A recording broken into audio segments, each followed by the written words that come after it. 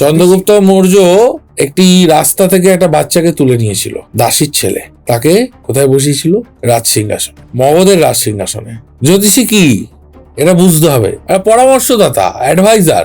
জ্যোতিষী এরকম রাজা বানিয়ে দিতে পারে। আমার জ্ঞান, আমার চেতনা, আমার ক্ষমতা এবং আমার আত্মবিশ্বাস এবং উচ্চাকাঙ্ক্ষা আমাকে যে কোনো জায়গায় পৌঁছাতে পারে, একটা সাধারণ মানুষকে পৌঁছাতে পারে। এবার এই পৌঁছানোর পথে অনেক বাধা আছে। আমি কোন রাস্তায় হাঁটবো, কোন রাস্তায় গেলে আমি হোঁচট খাবো না, কোন রাস্তায় গেলে আমি সাকসেসটা পাবো, কোন পথে হাঁটলে আমি মন্ত্রী হতে পারবো। শত্রু আমার মিত্র, এটা একটা নীতি আছে। তো এই নীতিটা তো চাণক্য অ্যাপ্লাই করেছিল।